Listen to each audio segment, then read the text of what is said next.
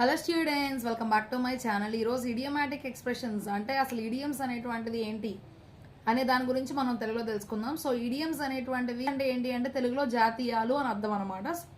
Probes అంటే సామెతలు అనమాట. సో ఇడియమ్స్ని కానీ ప్రోబ్స్ని కానీ మనం మన యొక్క సెంటెన్సెస్లో ఇంగ్లీష్లో మాట్లాడేటప్పుడు వాటిని వాడినట్లయితే కనుక మనం మాట్లాడేటువంటి ఆ యొక్క భాష అనేటువంటిది ఇంకా చక్కగా కలర్ఫుల్గా అనిపిస్తూ ఉంటుంది. వినేవారికి కూడా చాలా ఆసక్తికరంగా వినాలి అని అనిపించేటువంటి విధంగా ఈ యొక్క ఇడియమ్స్ని మనం యూజ్ చేసినట్లయితే వినేవారికి చాలా ఆసక్తికరంగా వినాలి అని అనిపిస్తుంది అనమాట. సో అందుకని ఒక ఇడియమ్స్ని యూజ్ చేస్తారు, ఇడియోమాటిక్ ఎక్స్ప్రెషన్స్ అంటారు. సో ఈ ఇడియమ్స్లో ఎప్పుడైనా సరే లిటరల్ మీనింగ్ మనం తీసుకోకూడదు. సో ఇప్పుడు కిక్ ద బకెట్ అన్నారు అంటే బకెట్ని వెళ్ళి తనడం అన్నది దాని యొక్క అసలు మీనింగ్ మనం తీసుకోకూడదు. అంటే వెళ్ళి బకెట్ని తన్నారు అనేటువంటి అర్థం దానికి రాదు. కానీ కిక్ ద బకెట్ అంటే అర్థం ఏంటి అంటే ఒక వ్యక్తి చనిపోయారు, బకెట్ దన్నేశారు అంటే ఇంకా వాళ్ళు చనిపోయారు అంటే లిటరల్ మీనింగ్ మనం తీసుకోమన్నమాట. ఇందులో దాన్ని ఇంకొక విధంగా చెప్తాం. హాట్ పొటాటో అంటే వేడి బంగాళదుంప అని మనం చెప్పడం కాదు. కానీ సో హాట్ పొటాటో అంటే ఏంటి అంటే కరెంట్ ఇష్యూ అనమాట.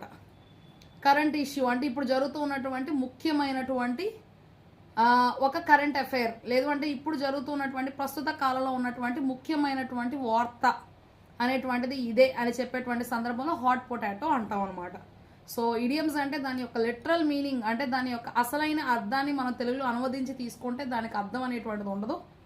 సో దానికి ఇంకొక అర్థం అనేటువంటిది ఉంటుంది అనమాట. సో దాని గురించి తెలుసుకొని మన యొక్క ఇంగ్లీష్ పదాల్లో వాటిని వినియోగించినట్లయితే కనుక మన యొక్క స్పీచ్ అనేటువంటిది చాలా అద్భుతంగా ఉంటుంది అనమాట. ఇంకొక ఇడియం గురించి మనం తెలుసుకున్నట్లయితే కనుక సో అందులో ఏంటి అంటే స్పిల్ ద బీన్స్ అనమాట. సో బీన్స్ అంటే చిక్కుడుకాయలు మనకు తెలుసు.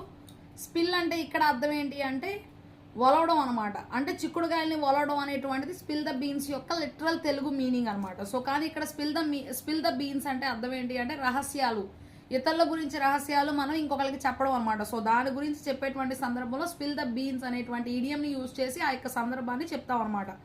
సో దానిని స్పిల్ ద బీన్స్.